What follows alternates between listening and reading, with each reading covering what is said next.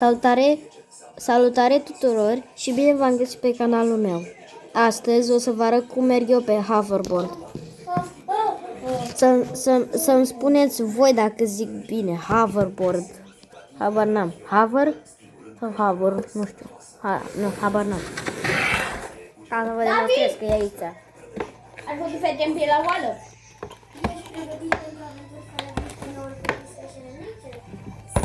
Este și prietenul meu acasă, așa că o să-i spun că să tacă din gură.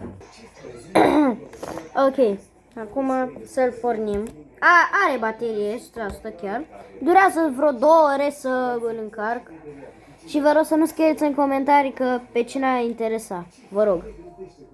Vă rog frumos. De aici se pornește. Pentru cei care au hoverboard, nu trebuie să explic. Oh my god. Am nevoie de un pic ajutor ca să mă urc. Gen, da. Și trebuie să pun telefonul altundeva să se vadă toată camera. Gen. Nu, aici sigur cade. O să cad așa.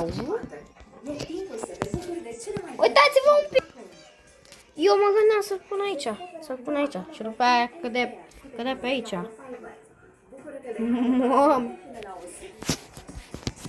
Se vede? Tot? Se vede? Și eu zic că da, se vede. Bă, stai așa. Am nevoie de suport.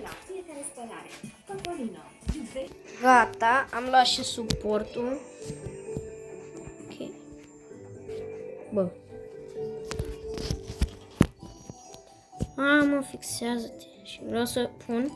Mamă, dacă de greu e suportul. Ferească-mă. Are 2 kg suportul. Adică 2 kg și încă 2 kg. Uite. Bă. Voiam să-l pun aici. Asta aici. Dar mă gândesc că cade. Că dacă mai pun și telefonul aici, sigur cade. Deci, așa că o să-l pun altundeva. Unde aș putea eu să-l pun? Să-l ignorați pe prietenul meu. Vă rog.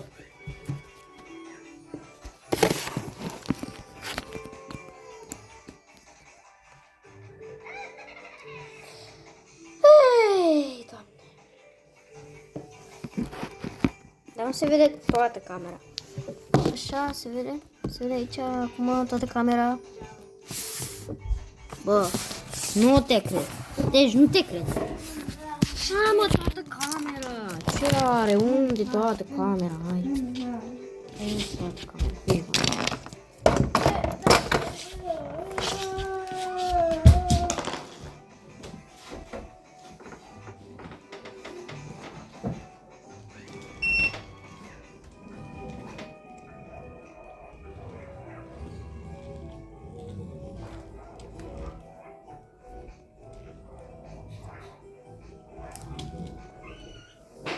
Eu am luat hoverboard-ul ăsta acum o zi.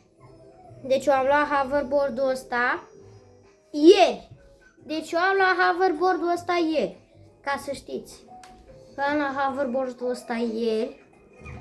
Și acum am învățat să merg pe el.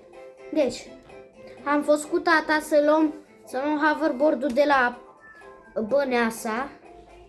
Cartierul Băneasa. Am fost în București. Am mers la Băneasa și pur și simplu am luat un hoverboard. Eu nu știam că luăm un hoverboard. Și mie nu mi-a venit să cred că îmi dă hoverboard-ul. Dar ghiciți, era de la un om necunoscut. Eu pe care nu cunosc. Tata îl cunoaște. Și da, după aia am fost acasă la tata, că mama cu tata s-a despărțit. Așa am fost acasă la tata și tata are prea mult spațiu. Și am învățat acolo să mă dau pe hoverboard și da. Ok. Am făcut și accidente, adică sunt obișnuit cu asta.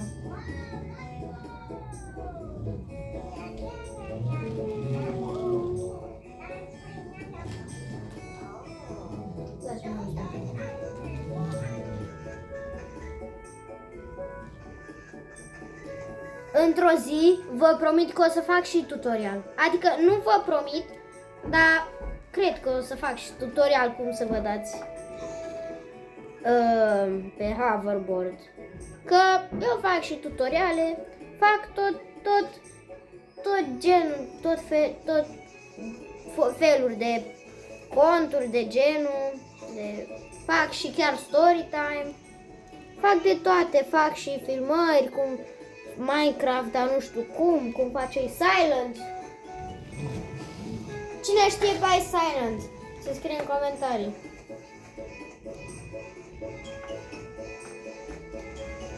Uitați-vă ce scrie pe spatele meu.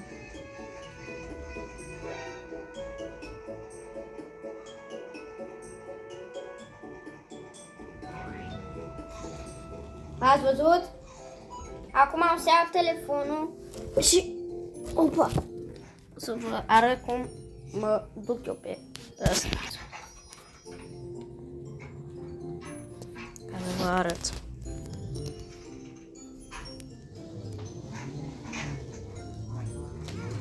Deci eu acum merg pe hoverboard.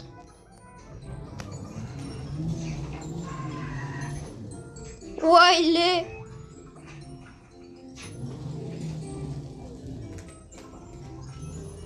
Hai să vă arăt și jos.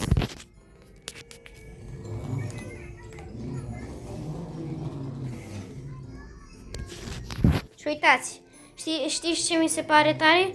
Uitați, când stau pe loc, luminile sunt, da? Sunt roșu, verde, albastru și când fac așa, când mă dau într-o parte, e numai roșu. Așa că, pa, pa!